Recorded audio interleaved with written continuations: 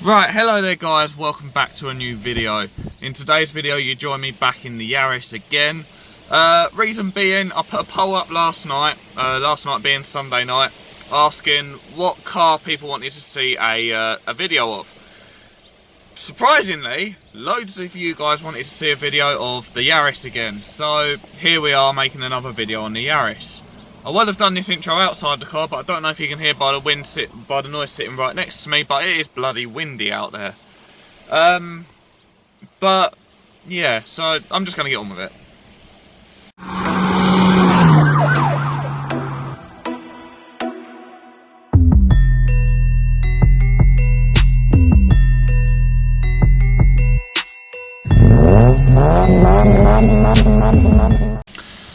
Right, so in this video what I am going to do is I'm going to talk about some of the plans that I've got for this car. And yeah, I'm going to get you on the suction mount and start driving, and I'm going to talk to you about what I think.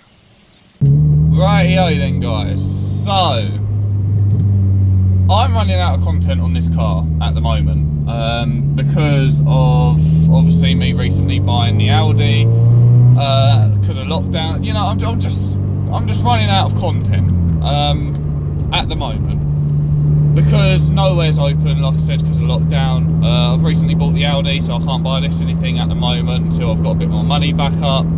So at the moment, the Yaris is just a contentless asset that I've got. But I always have people asking me, now you've got the Audi, what are your plans for it? What are your plans for the Yaris rather? Are you going to sell the Yaris? Blah blah blah. I get questions all the time on Instagram from my friends, through Facebook. I get all of these questions. What are you doing with the Yaris? Now, when I got the Audi, my intentions were to turn it into a track toy, or sort of like, you know, like a street sort of car. Not a full-blown track toy because I do like my comforts, but you know, it was to turn it into a track car. If you're wondering what I'm doing, I'm just turning around again because I've done the same thing as the last video and gone to the same place.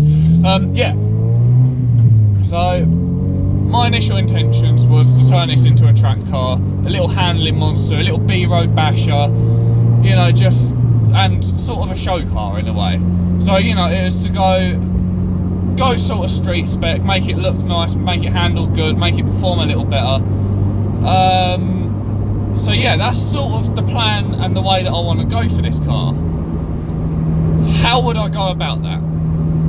Right, so when this year started, I had plans to focus on handling this year, and then next year plan on building the engine or doing engine mods. But obviously lockdowns happened, loads of other stuff have happened that really shouldn't have happened. I've got a second car now, blah blah blah. Second car ain't a big deal, that ain't going to stop me from building this at all. But you know, I had a nice plan of how building the Yaris was going to go. And that's still going to sort of remain the same. So I'm going to focus on the handling first for this Yaris.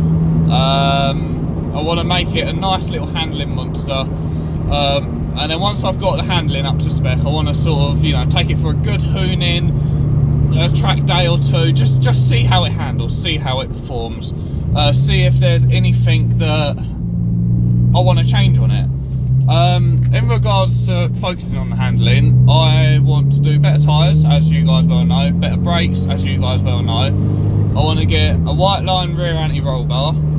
I want to go through, strip the suspension, I want to replenish everything. Anything that's worn I want to replace for ideally something better and more track suited. I want to fully polybush the suspension, you know. I basically want to go through the suspension and give it sort of a new lease of life, give it a spruce up and make it better. So that'll be the first stage of this build, is suspension and handling and, you know, like stopping power. Whilst I'm doing that as well, I do want to chuck a short shifter on it, because after driving Camille's car, I really want his short shifter. So I will be chucking one of them on here as well, hopefully, if I can get one. But yeah. So the first phase of this build is going to be handling. Then I'm going to put it to the test, go on a B-road bash, maybe take it on a track day or two. I'm not too sure, but it's going to get tested, and then I'm going to see where I stand, and then see if there's anything I want to change. Now the things that I'm thinking of changing, or mainly changing, are the lowering springs and the shocks. The shocks, I don't know what shocks they are, whether they are upgraded ones or just the standard ones, I'm not too sure. But either way, they're probably old, and will probably need changing. And also, I might end up finding that the tine lowering springs just don't do it on track, so I might want to upgrade to coilovers, or something of the kind. So yeah, first phase of this is handling. Now, along with handlings, I just need to mention some of these bits. Along with handling as well, and pretty much throughout the entire build, I will be focusing on aesthetics as well, because I do want this car to look nice. So if any nice sort of aesthetic mods come up, they'll be going on this car. Along with handling also, sorry, there's loads of, I'm literally just winging this off the top of my head at the moment. I ain't got no script. None of my videos are scripted, because I'm just an all-out genuine guy. You guys see the muck-ups I make, you guys see it all. Yeah, along with doing handling and stuff, I want to focus on the interior as well. I want to get, ideally, some Honda Integra DC5 bucket seats, in red, of course, because red buckets make the car go faster. So yeah, I want to get some bucket seats, probably change out the steering wheel, probably a different gear knob, just a couple of mods like that. So yeah, that'll be the first phase. So the first phase will be dialing in the handling, a couple of aesthetic bits, and the interior. The next stage will obviously be building the engine. Now, I'm going to do the engine build in separate stages as well. So what I'm going to do is I'm going to focus on some cheap little affordable engine mods, like better air filter, maybe get a custom exhaust made,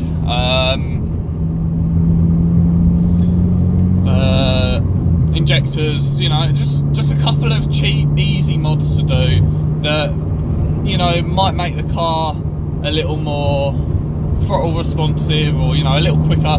Just cheap little mods like that.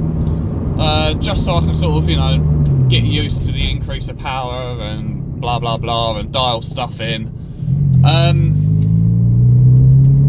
So yeah, so that'll be the first phase of the engine build, is just cheap little mods like, the air filter, exhaust, blah, blah, blah, whatever else I just mentioned. Then I'm probably gonna knock it up a notch, and I want to go turbo build. So yeah, once I've had my fun with the off-the-shelf mods, I want to go turbo build.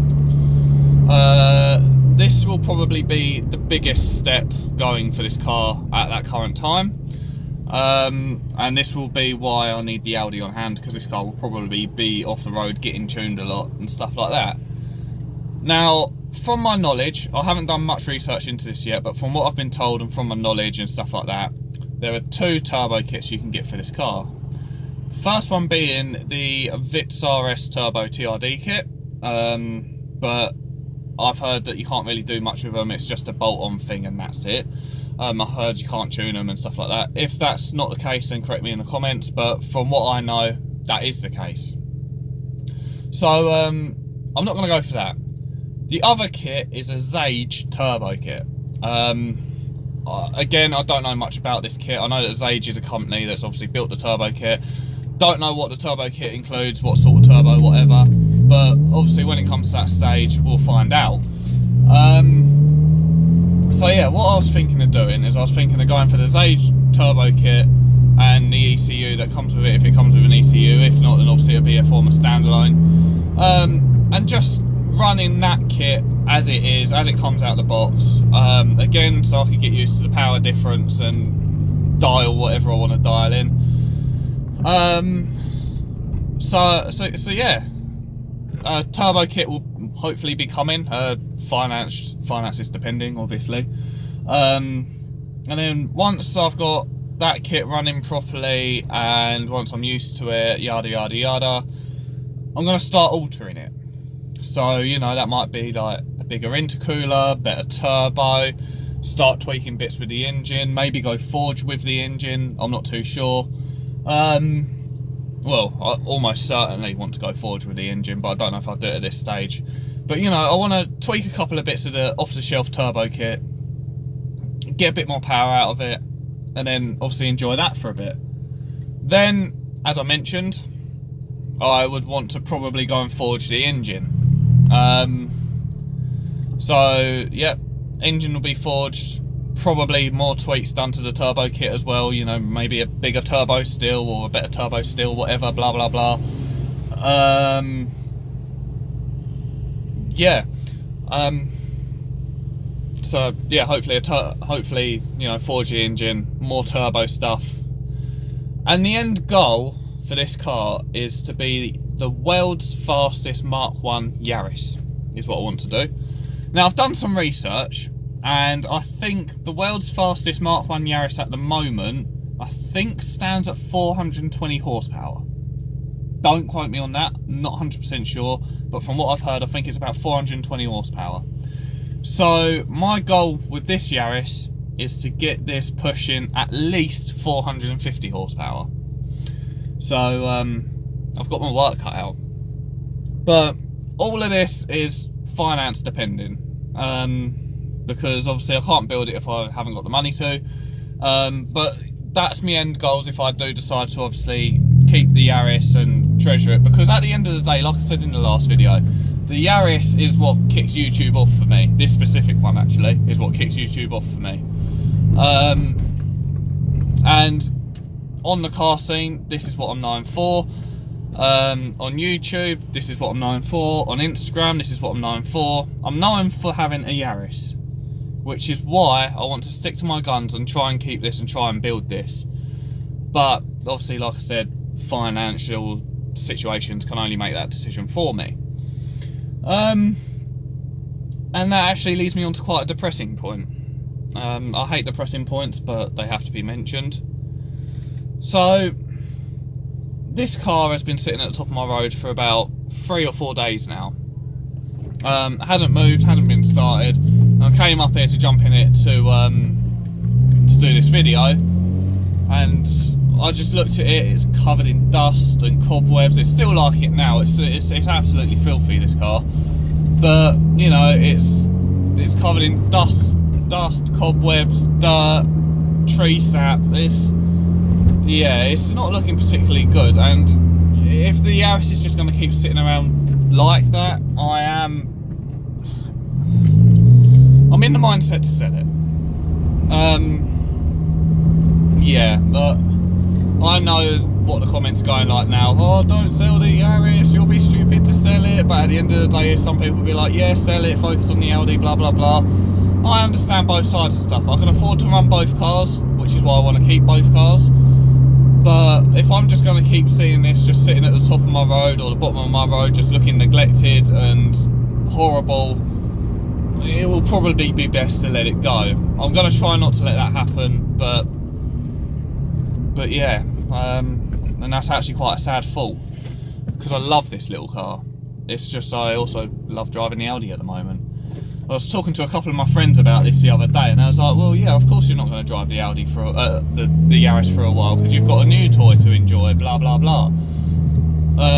But you know, the Yaris will return probably, and I was like, well, yeah, you know, I hope that is the case. But if it don't become the case, and it's just going to end up sitting and not be driven much, the Yaris may become for sale. I'm not too sure. Yeah. What a downer. What a downer. But hey ho, I'm going to end this video here. You've heard the plans for the Yaris. I hope you guys do look forward to, you know, seeing how the Yaris goes. I really look forward to hopefully being able to pull it off, but again, financial decisions and finances are the only things that are going to decide that for me at this current moment in time, unless I can get this channel to take off. Because obviously YouTube revenue and stuff like that will be a massive help in regards to building this car, and the only way to do it is to hopefully get YouTube to take off properly, and that's what I'm trying to put my time and effort into right now, so I can have both of my cars and more project cars hopefully. So yeah, I hope you enjoyed the video, hope you enjoyed the plans with the car. Let me know what you guys think in regards to my plans for the car. Let me know what you think about whether I should sell the Yaris, keep the Yaris, whatever. Just, you know, comment down below what you usually comment. Slap a like on this video if you did enjoy it. I know I certainly enjoyed making it and talking to you guys about the plans, and I hope I have got you guys hyped for if the Yaris does stay. For the time being, the Yaris is staying. Don't worry about that at all. The Yaris is staying for the time being. I'm sort of talking in the near future if stuff don't change. It might be going, but yeah, hope you guys did enjoy the video. Be sure to like, comment, subscribe, all that good stuff, and see you guys in the next one. Peace.